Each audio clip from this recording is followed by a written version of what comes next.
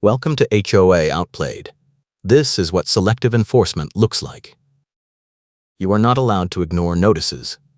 That is what Lisa Phillips yelled at me while standing on the sidewalk outside my house in Coeur d'Alene, Idaho, holding a clipboard with a backdated violation notice that I had never seen before. She had a whistle around her neck and a phone on speaker in her other hand, already threatening to call a tow truck if my contractor did not move his truck immediately. I had a notary appointment booked in 2 hours, and missing it would delay my sworn statements for weeks, but Lisa did not care about my schedule. She cared about shutting down my fence repair before I could finish it. I am a commercial photographer, and I always carry a camera and extra batteries, so the tiny body camera clipped to my backpack strap had been recording since the moment she walked up. Lisa had no idea. She kept waving the clipboard and blowing that whistle every few seconds like she was directing traffic. The Fairview Fence Compliance Association had sent me 3 violation notices in the past month, each one claiming a different problem with my fence. And now, Lisa was here in person to make sure I stopped work immediately. My contractor was standing next to his truck with a post hole digger in one hand, looking at me like he wanted permission to leave. I did not blame him. This was the 3rd time in 2 weeks that someone from the HOA had shown up to harass him. Lisa blew the whistle again and said, "I am calling management, and I am going to be dramatic about it." She always said that. It was her catchphrase. Every time she escalated something, she announced it like a threat and then followed through with maximum chaos. This time she had a brand new fine that appeared out of thin air with no vote. A retaliatory records denial unless I paid ridiculous copy fees and wait 30 days, and a claim that my fence violated an easement that did not exist. I had already checked the recorded plat. There was no easement on my property line. But Lisa insisted it was an easement issue, and she had the minutes to prove it. The neighborhood where I live is the kind of place where group emails are used like public shaming posters. Every violation gets broadcast to the entire community with photos and property addresses. Lisa had already sent 2 mass emails about my fence, both claiming I was ignoring HOA rules and creating a safety hazard. Neither email mentioned that I had a city permit or that the fence was replacing a rotted section that the HOA had ignored for years. The emails just made it sound like I was a rogue homeowner tearing down fences for fun. I told Lisa that I had a permit and the work was legal. She said, "Your camera does not matter, my minutes are the truth." That was her boomerang line. She said it with complete confidence, like having meeting minutes meant she could override city permits and recorded plats. I let her call my bluff because she did not realize I was not bluffing. I had a third-party inspection report proving the property was compliant, and I was holding it back until the right moment. Lisa kept talking about easements and setbacks, and how the board had voted to require pre-approval for all fence work, but she could not explain why I had never received that rule change in writing. My contractor finally spoke up. He said he had the permit posted on the fence and he was not moving his truck unless the city told him to. Lisa blew the whistle again and said she was calling the tow company right now. I could hear the tow dispatcher on speakerphone asking for the address, and I stepped forward to tell the dispatcher that the truck was legally parked and the HOA had no authority to tow it. Lisa screamed over me, saying I was interfering with enforcement and she would add that to the violation list. The dispatcher hung up. Lisa stared at her phone like she could not believe it, then looked at me and said I had just made this a community issue and she would make it my problem publicly.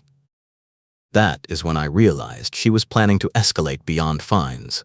She was going to try to force the board to take legal action, maybe even file for an injunction to stop the work. I had seen her do it before to another homeowner over a shed. She had turned a simple permit issue into a 6-month legal battle that cost the homeowner thousands in attorney fees. I was not going to let that happen to me, but I also could not afford to miss my notary appointment. I needed those sworn statements notarized and filed with the county by the end of the week, and the notary was only available today. Lisa turned and walked toward the fence line, still holding the clipboard. She stopped at the property corner and pulled out a tape measure from her jacket pocket. She said a board member had already walked my line with a tape measure and the measurements proved I was wrong. I asked her to show me the documentation. She said it was in the file and I could request it through the records process, which would take 30 days and cost me a ridiculous copy fee. That was the retaliatory records denial. She was blocking access to any proof that might contradict her claims, and she was doing it with a smile. My phone battery was at 15%. I had been recording non-stop since early morning because I knew the HOA was planning something, and now I was running out of juice at the worst possible moment. I pulled out my backup battery pack and plugged in the phone while Lisa measured the fence line. She was using a cheap hardware store tape measure, and she kept pulling it at weird angles, trying to get a number that matched whatever violation she had written on the clipboard. My contractor watched her and shook his head. He said he had installed fences for 20 years, and he had never seen anyone measure like that. Lisa ignored him and kept measuring. She moved a temporary marker stake about 6 inches to the left, then measured again. I saw her do it. My camera saw her do it.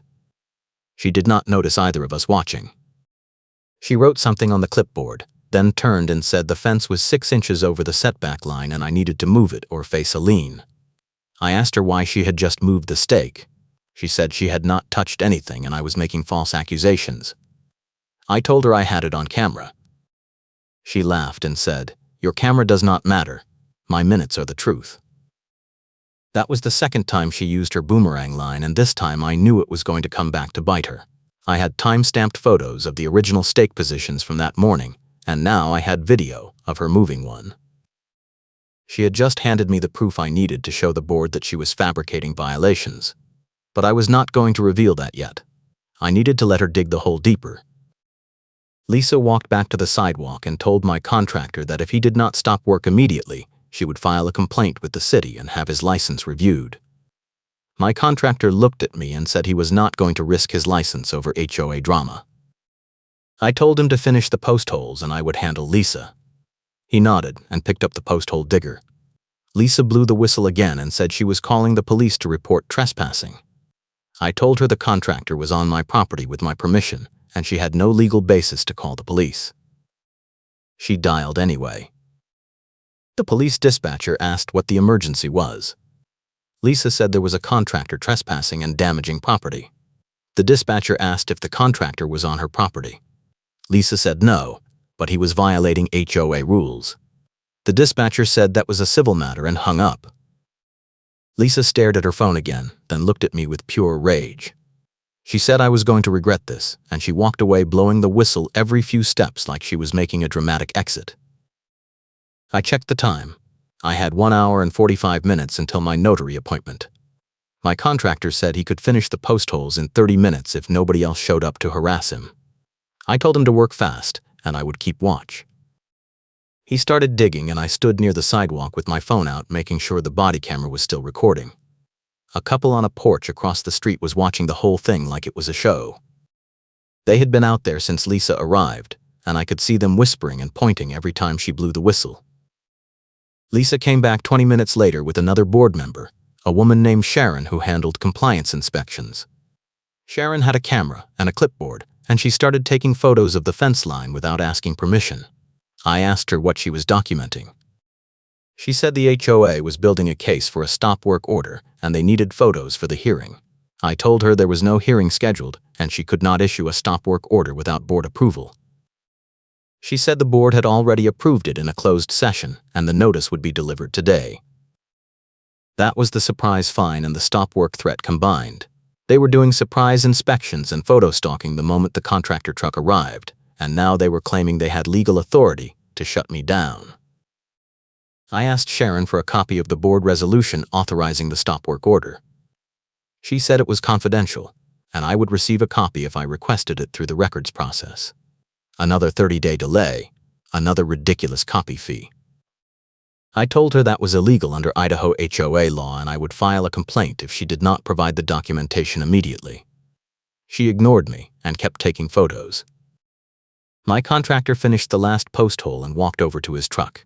He said he was done for the day and he would come back tomorrow to set the posts if the HOA did not shut him down overnight. I thanked him and he drove off. Lisa and Sharon stood on the sidewalk reviewing the photos on Sharon's camera. I could hear them talking about setbacks and easements and how they were going to make sure I had to tear everything out and start over. They did not know my body camera was still recording every word. I had 30 minutes until my notary appointment and I still needed to print the comparison photo set showing multiple fences out of spec with 0 fines. I had spent the past week documenting every fence in the neighborhood that violated the same rules Lisa was trying to enforce against me. Some were 6 inches over the setback line. Some were 2 feet taller than the maximum height. Some were painted colors that were not on the approved list. None of them had ever received a violation notice. I had photos of all of them, with timestamps and GPS coordinates, and I was going to file a records complaint with attachments showing selective enforcement. I went inside and printed the photos while Lisa and Sharon stood outside talking. When I came back out, they were gone. I checked my phone. The body camera had captured 2 hours of footage, including Lisa moving the survey stake and both of them admitting they were building a case without following proper notice procedures. I backed up the footage to the cloud and headed to the notary appointment.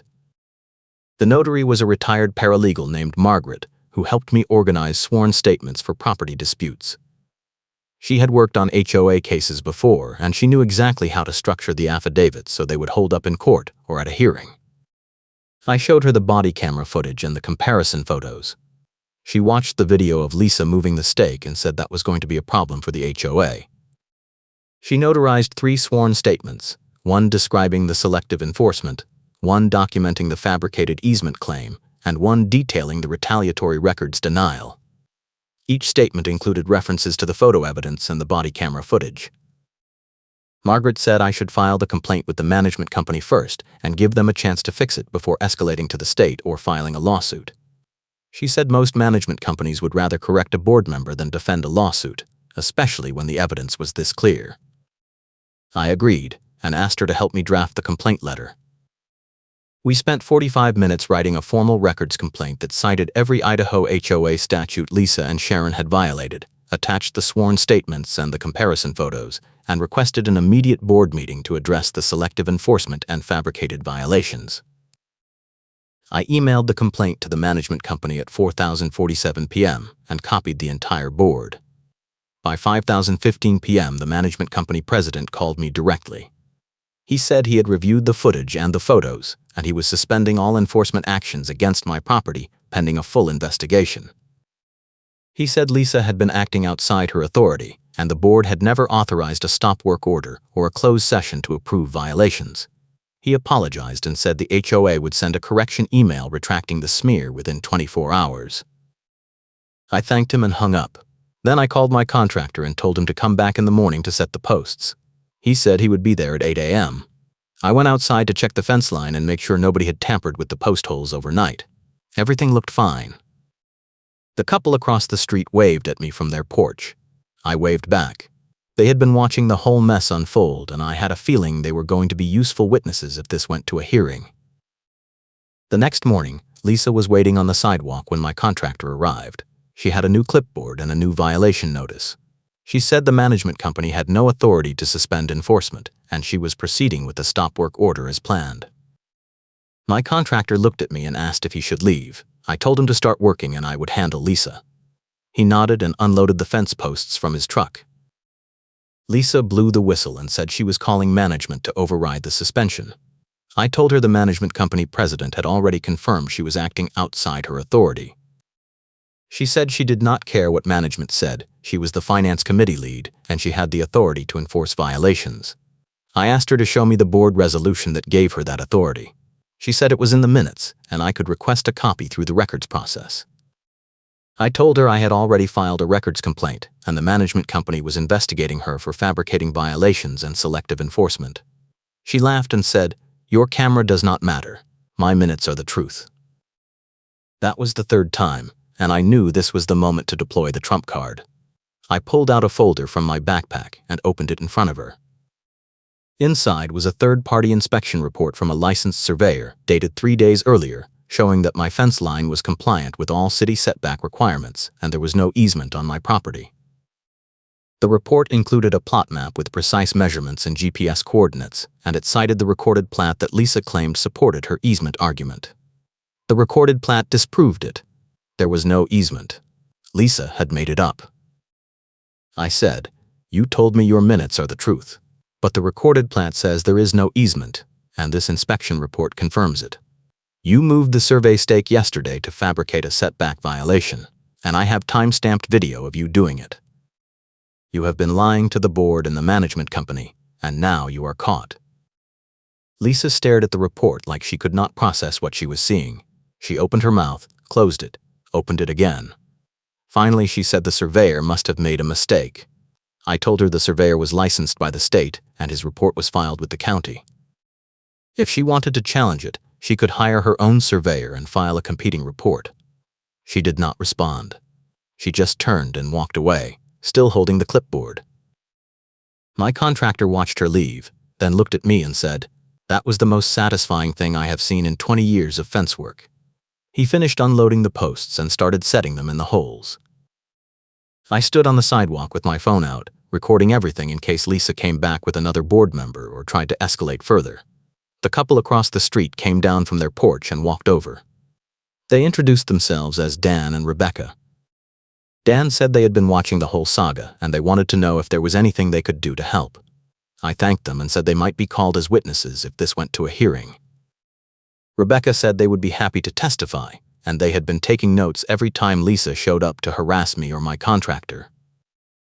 2 hours later, the management company sent an email to the entire neighborhood.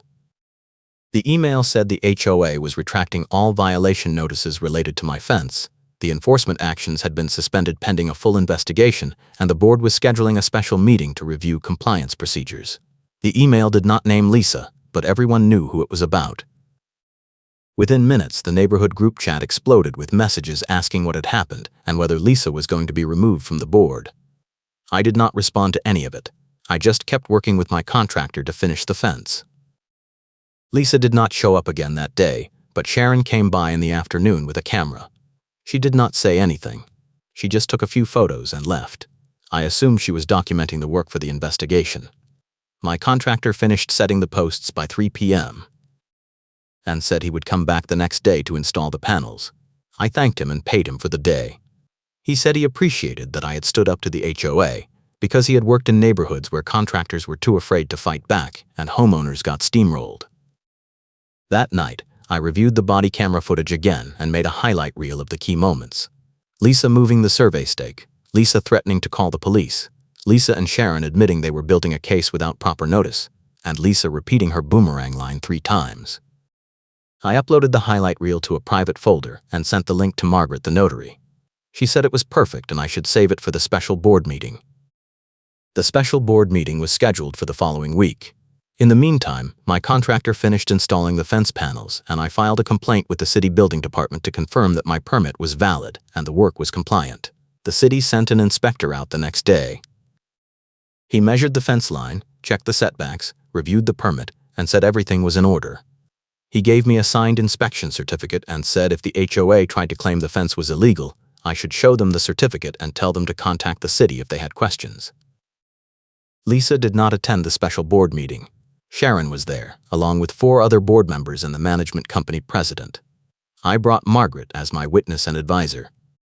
The board president opened the meeting by saying they were reviewing compliance procedures and addressing concerns about selective enforcement. He asked me to present my case. I handed out copies of the sworn statements, the comparison photos, and the surveyor's inspection report. Then I played the body camera highlight reel on my laptop. The room was silent while the video played. When it got to the part where Lisa moved the survey stake, one of the board members gasped. When it got to the part where Lisa said, "Your camera does not matter.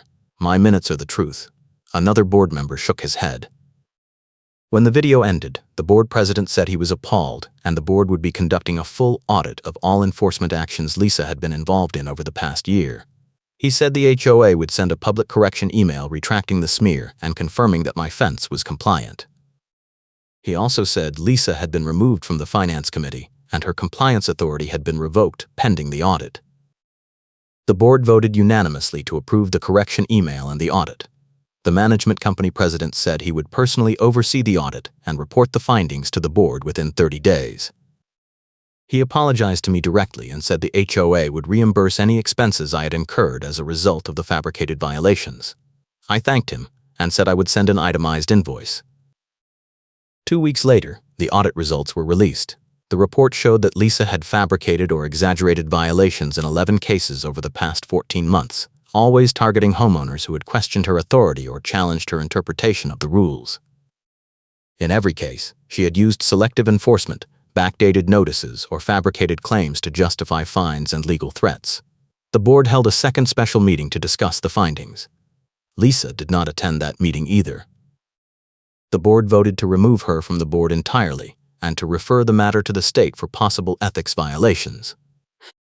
If you want to see more stories about HOA karma and neighbors who get what they deserve, hit that like button and subscribe. The city sent a letter to the HOA 3 weeks after the special meeting. The letter warned the HOA to stop interfering with permitted work and to follow proper notice procedures for all enforcement actions.